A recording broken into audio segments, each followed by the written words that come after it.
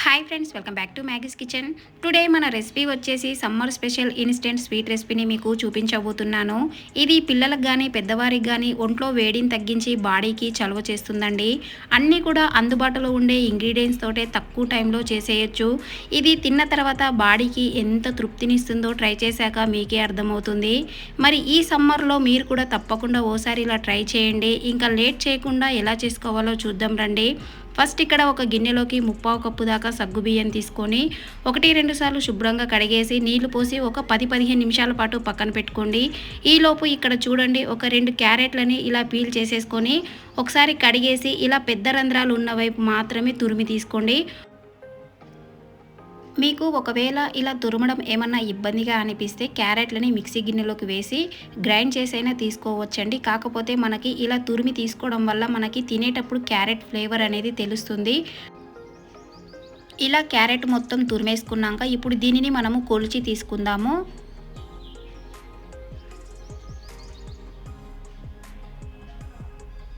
ఇక్కడ చూడండి, నాకైతే 1 కప్పు వరకు వచ్చింది.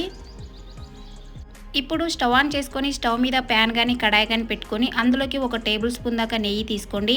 ఇందులోకే క్యారెట్ తురుము కూడా వేసి ఒక 2 నిమిషాల పాటు పచ్చివాసన పోయేంత వరకు కలుపుకుంటూ ఫ్రై చేసుకోవాలండి. మనం ఇక్కడ క్యారెట్ తురుముని ఎక్కువసేపు వేయించాల్సిన అవసరం లేదు. జస్ట్ ఒక 2 మినిట్స్ పాటు ఇలా వేయించుకొని పక్కకు తీసేసుకోవాలి.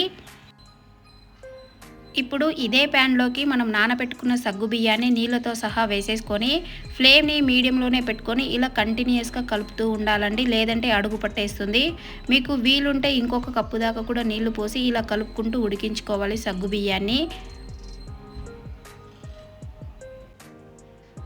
సగ్గుబియ్యం మొత్తం ఒక 70% ఇలా ఉడికిన తర్వాత ఇందులోకి కాచి చల్లార్చిన పాలని ఒక 2 కప్పుల దాకా పోసి కలుపుకోవాలండి. ఇక్కడ నేను కాచి చల్లార్చిన పాలను తీసుకుంటున్నాను. మీకు వీలుంటే పచ్చి పాలైనా తీసుకోవచ్చు. ఇలా కంటిన్యూస్గా కలుపుకుంటూ ఒక 3-4 నిమిషాల పాటు ఉడికించండి. సగ్గుబియ్యం మొత్తం కూడా ఇలా పూర్తిగా ఉడికిపోయినాక ఇందులోకి క్యారెట్ తురుము కూడా వేసి కలుపుకోవాలండి. అలాగే ఇక్కడ మీకు ఒక విషయం చెప్తాను, మీరు ఈ రెసిపీని ట్రై చేసేటప్పుడు మీరు తీసుకునే కడాయి సైజు కానీ ప్యాన్ సైజు కానీ కొంచెం పెద్ద సైజులో ఉండేది తీసుకోవాలండి. మీరు తక్కువ క్వాంటిటీలో ప్రిపేర్ చేసినా కూడా ఈ రెసిపీ పూర్తి అయ్యేసరికి మనకి ఎక్కువ క్వాంటిటీలోకి వచ్చేస్తుంది. కాబట్టి చూడండి, ఇలా బాగా ఉడికించుకున్నాక ఇప్పుడు ఇందులోకి స్వీట్నెస్ కోసం 1/4 కప్పు దాకా తురిమిన బెల్లాన్ని కూడా తీసుకొని కలుపుకోవాలి. అలాగే ఇక్కడ మీరు బెల్లం ప్లేస్లో చక్కెరైనా తీసుకోవచ్చు.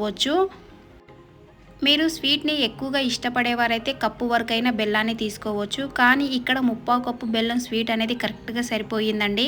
ఇలా బెల్లం మొత్తం పూర్తిగా కరిగేటట్టు ఇలా కంటిన్యూస్గా కలుపుకుంటూ కరిగించుకోవాలి. ఇలా బెల్లం మొత్తం పూర్తిగా కరిగిపోయినాక ఇప్పుడు మరో పక్కన పోపు గరిటెలోకి 1 టేబుల్ స్పూన్ దాకా నెయ్యి తీసుకోండి. నెయ్యి కరిగినాక ఇందులోకి సన్నగా కట్ చేసుకున్న కొద్దిగా ఎండు కొబ్బరి ముక్కల్ని, చాప్ చేసుకున్న కొద్దిగా జీడిపప్పు బాదం పప్పు ముక్కల్ని కూడా వేసి ఒక 30 సెకండ్స్ పాటు ఫ్రై చేసుకోవాలి. అలాగే కొద్దిగా కిస్మిస్లను కూడా వేసి ఫ్రై చేసుకోండి. ఇలా కిస్మిస్లని లాస్ట్లో వేసుకోవాలండి, ముందే వేస్తే మనకి తొందరగా మాడిపోతుంది. ఇలా లైట్గా ఫ్రై అయినాక ఇప్పుడు పాయసంలోకి వేసి కలిపేసుకోవాలి.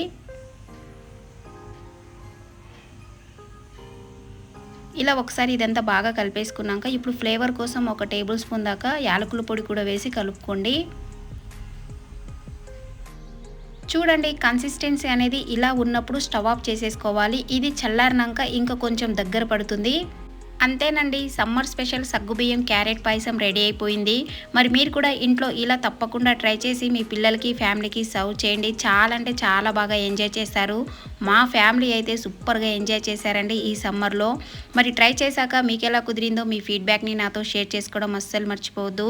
ఇలాంటి ఎన్నో సూపర్ ఇంట్రెస్టింగ్ వీడియోస్ కోసం మన మ్యాగీస్ కిచెన్ ఛానల్ని సబ్స్క్రైబ్ చేసుకోండి.